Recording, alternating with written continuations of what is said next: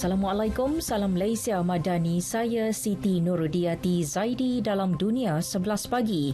Berita radio bervisual bersiaran serentak di platform media sosial, saluran TV dan radio.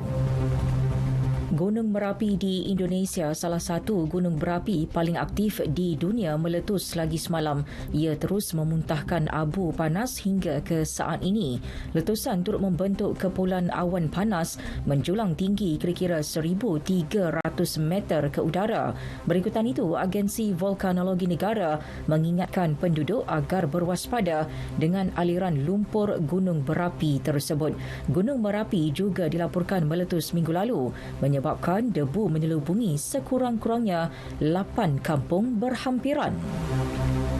Pertubuhan Bangsa Bersatu PBB membantu pegawai junta tentera Myanmar ke Bangladesh bagi melakukan rundingan penghantaran pulang pelarian Rohingya minggu ini.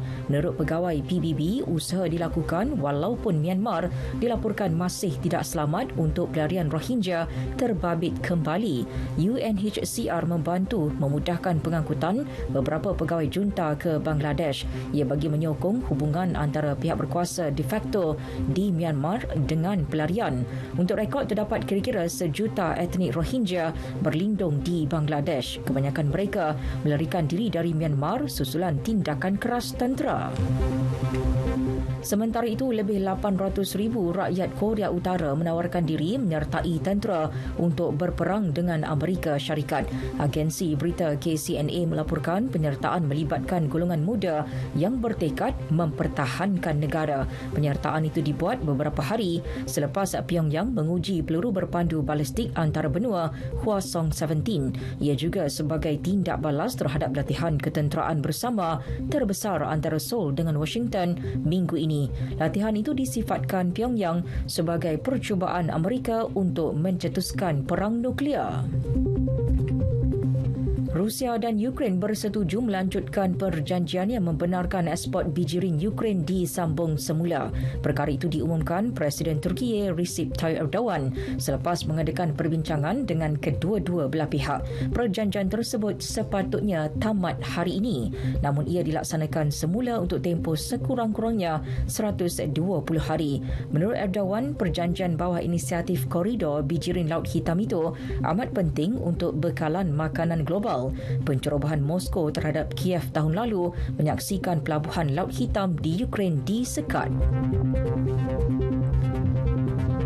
Sekurang-kurangnya 12 terbunuh manakala seorang cedera dalam gempa bumi kuat menggegarkan Peru dan Ecuador.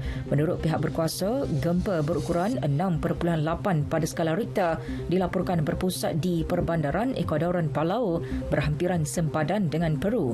Ia berlaku pada kedalaman hampir 66 km. Beberapa bangunan musnah di bandar seperti Machala dan Cuenca di Ecuador. Di Peru, tiada kemalangan jiwa atau kerosakan besar dilaporkan setakat ini. Sukan badminton All England di Birmingham berhajat Li Zijia untuk mara ke perlawanan akhir perseorangan lelaki disekat pemain Cina. Bekas juara All England 2021 itu tewas kepada Shi Yuqi 19-21, 13-21 pada pusingan separuh akhir. Ia merupakan kekalahan keempat daripada 5 perlawanan ketika berdepan pemain nombor 12 dunia itu. Lawan Yuqi di pentas akhir malam ini ialah rakan senegara Li Shifeng yang tepikan wakil Denmark Anders Antonsen 21-11, 19-21, 21-18. Bola sepak Liga Perdana Inggeris, Chelsea terikat 2-2 dengan Everton di Stamford Bridge sekaligus mengekalkan skuad The Blues di kedudukan ke-10 Liga. Pertembungan antara Southampton dengan Tottenham Hotspur juga berakhir dengan keputusan seri 3-3. Spurs kini di kedudukan ke-4 manakala Southampton di tempat tercorot. Keputusan lain, Newcastle United menewaskan Nottingham Forest 2-1. Aston Villa mengatasi Bournemouth 3-0. Brentford seri 1-1 dengan Leicester City.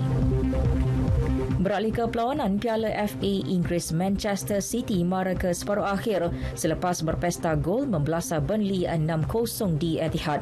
Penyerang Erling Haaland berada di puncak prestasi menerusi jaringan hat-trick, iaitu hat-trick kedua yang dilakukan secara berturut-turut dalam seminggu.